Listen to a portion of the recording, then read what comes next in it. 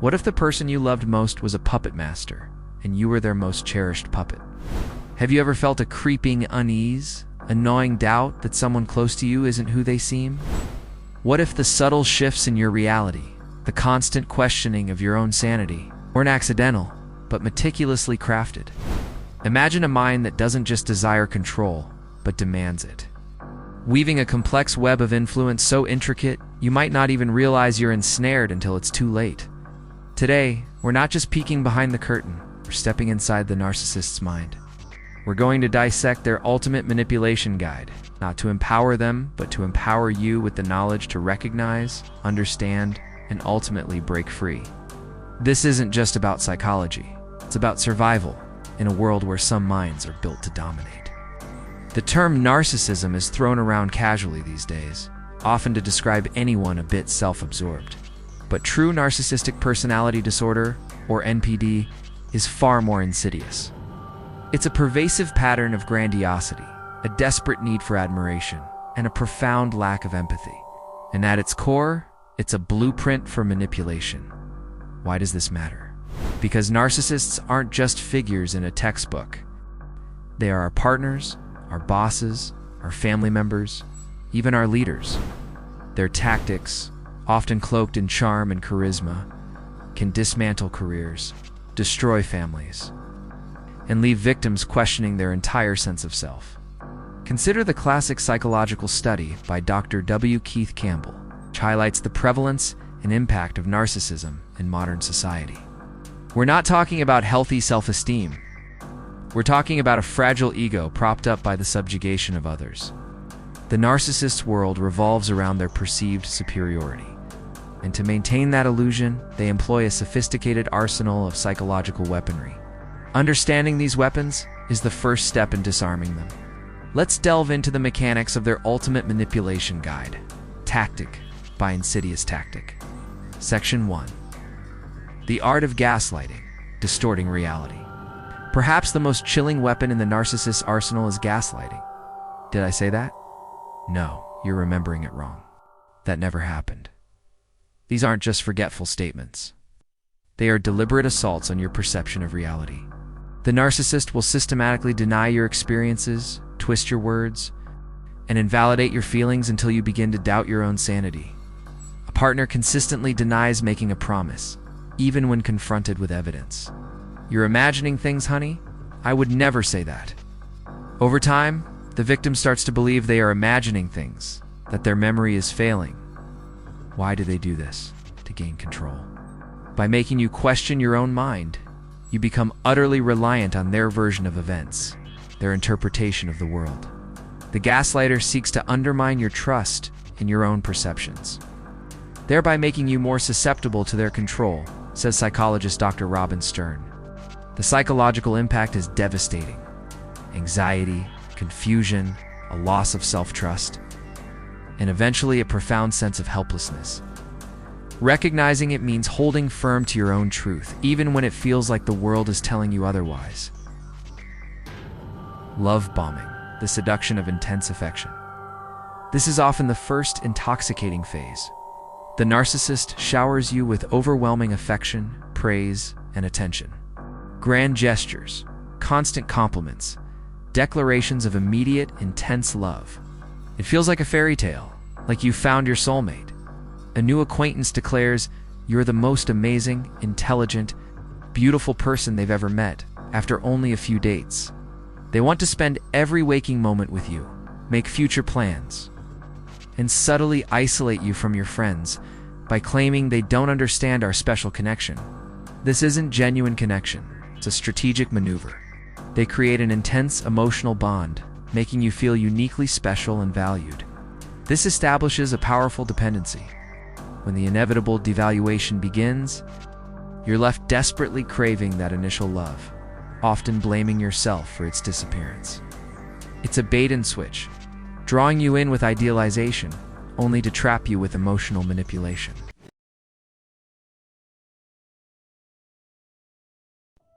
Once you're hooked, the mask begins to slip. The love bombing fades, replaced by subtle criticisms, passive aggression, and a sudden withdrawal of affection.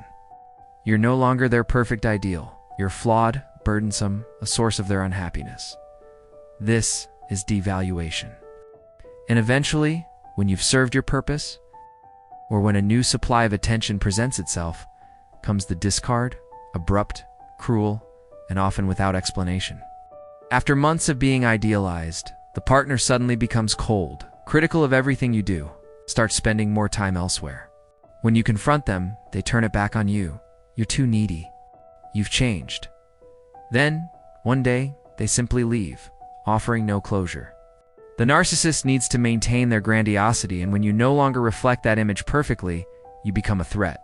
They devalue you to maintain their superior self-perception. Narcissists are masters of projection. They cast their own flaws onto others, explains psychologist Dr. Sam Vaknin. The discard is not about you. It's about their inability to tolerate anything less than perfection and their endless need for fresh admiration. Section 4. Triangulation. Divide and conquer. Imagine being in a conversation. Suddenly a third party, real or imagined, is introduced to create jealousy, doubt, or insecurity. This is triangulation. The narcissist will bring in an ex-partner, a friend, a colleague, or even a fictional rival to stir the pot, pitting people against each other. Your boss praises a colleague's work effusively in front of you, subtly implying your own work isn't up to par. Later, they might tell that colleague how much you admire their work, creating a subtle competitive tension between you both. They thrive on drama and instability. By creating rivalries, they deflect attention from their own behavior and position themselves as the ultimate prize or the wise arbiter. It's a classic divide and conquer strategy, ensuring no strong alliances can form against them, and keeping everyone vying for their approval. Recognizing this means refusing to engage in comparisons and understanding that their goal is not harmony, but control through discord. Multiple perspectives. To truly understand this dynamic, we must consider both sides. From the narcissist's perspective, this isn't malicious in the way a healthy individual understands it.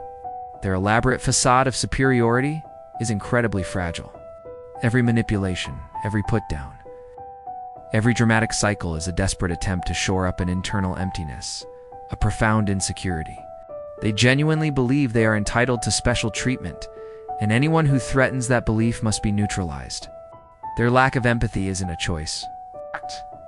It's a fundamental deficit, making them largely incapable of truly understanding or caring about the pain they inflict. They see others not as individuals with feelings, but as extensions of themselves, sources of supply, admiration, attention, power. From the victim's perspective, the experience is a slow erosion of self. It begins with euphoria, then confusion, then self-doubt, and often profound trauma. They are left questioning their own memories, their worth, and their ability to trust. The moral dimension here is stark. One person's relentless pursuit of self-aggrandizement at the cost of another's psychological well-being. It's a form of psychological abuse that leaves invisible, yet deeply scarring wounds. There are many misconceptions about narcissism. Some believe narcissists are simply evil, but their behavior often stems from deep-seated trauma and insecurity. Others believe victims are weak, failing to recognize the sophisticated, insidious nature of the manipulation. The truth is, anyone can fall prey to a narcissist's tactics because they exploit universal human needs: the desire for love, acceptance, and security. Recognizing and defending so, how do we recognize these tactics and, more importantly, defend ourselves? Trust your gut, that feeling of unease. That persistent feeling that something is off? It's your intuition screaming at you. Listen to it. Document everything. Keep a journal, screenshot texts, make notes.